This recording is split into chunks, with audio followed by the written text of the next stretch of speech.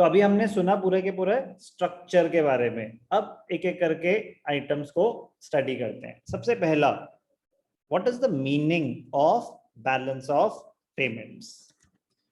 Every government keeps a record of transactions that take place between country and the rest of the world during a given period of time. This record is termed as country's BOP. तो definition अगर आएगी तो BOP, it is an accounting statement. BOP is an accounting statement that provides a systematic record. Keyword है systematic record, accounting statement of all the economic transactions between residents of a country and the rest of the world in a given period of time. तो एक particular period की बनती है, normally 1 year की balance of payment. Quarterly भी बन सकती है, तो ड्यूरिंग तो जिस पीरियड की है उस पीरियड में कितने इनफ्लोज हुए कितने आउटफ्लोज हुए। तो what is BOP? It is an accounting statement that provides a systematic record of all the economic transactions between the residents of a country and the rest of the world. ये economic transactions क्या होती हैं? Residents हम national income की definition में detail में कर चुके हैं। नॉर्मल रेजिडेंट्स में कौन कौन आता है? तो रेजिडेंट्स सुन लेते हैं, एक बारी दोबारा रिवाइज कर लेते हैं। Residents of a country include individuals, firms and government agencies.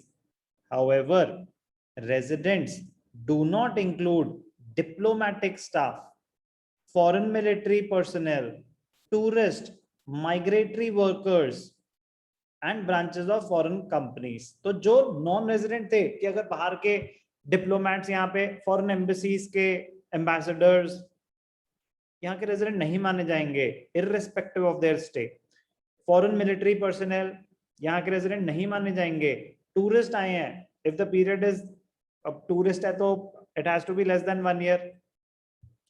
Migratory workers, branches of foreign companies, जहां पे कंपनीज के केस में क्या होता है, जहां का हेड ऑफिस है वहां का वो रेजिडेंट माना जाएगा। तो रेजिडेंट्स में कौन कौन आता है? Same as national income. ये इंपॉर्टेंट पॉइंट है, इस पे अलग से भी क्वेश्चन आता है। इकोनॉमिक ट्रांजैक्शंस में क्या क्या आता है सुन चुके हैं हम पूरे फॉर्मेट में, स्ट्रक्चर में। डेफिनेशन को डिकोड कर रहे हैं। इकोनॉमिक ट्रांजैक्शन में क्या क्या आते हैं? Economic transactions refer to those transactions which involve transfer of the title और ownership of goods, services, money, assets. They are broadly categorized as under number 1, visible items.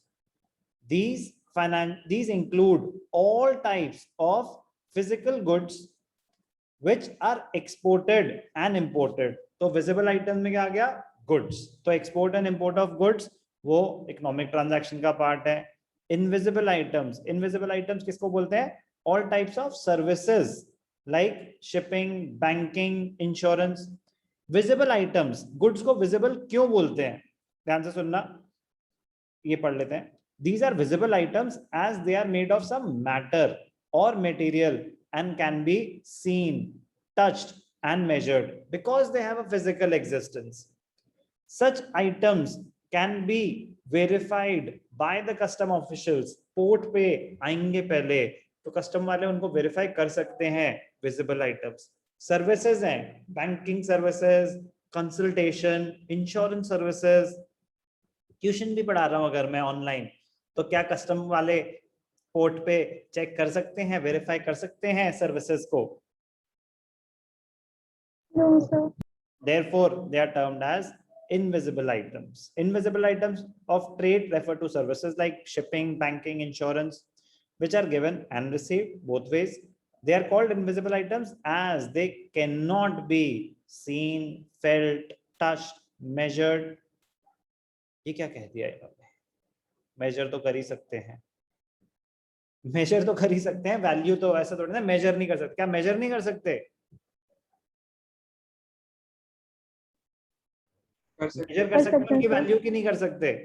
कर सकते हैं, बिल्कुल कर सकते हैं। तो these services just they can be measured, they cannot be verified, they cannot be seen, felt, touched or verified by the custom officials.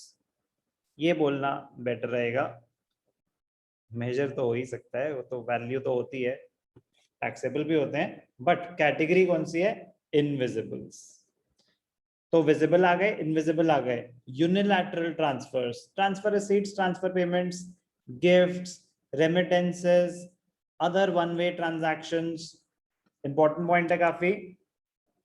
Since these transactions do not involve any claim for repayment, कोई consideration थोड़ी ना साथ में कि आप service provide करोगे तब आपको पैसे मिलेंगे, नो, वन साइडेड है।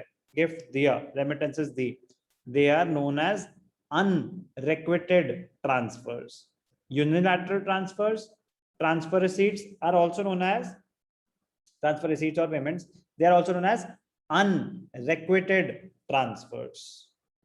तो इकोनॉमिक ट्रांजैक्शन में चार चीजें थी, एक विजिबल, इनविजिबल, यूनिलैटरल्स और लास्ट कैपिटल ट्रांसफर्स। तो जो कैपिटल आइटम्स हैं व्हिच अफेक्ट द एसेट्स और liabilities. Capital transfers relate to capital receipts, for example borrowing, sale of assets, और capital expenditure, capital payments, purchase of assets, repayment of loans and borrowings. तो economic transactions important है। तो definition of BOP में residents क्या क्या है वो भी पता होना चाहिए, इकोनॉमिक ट्रांजैक्शन क्या क्या है वो पता होना चाहिए।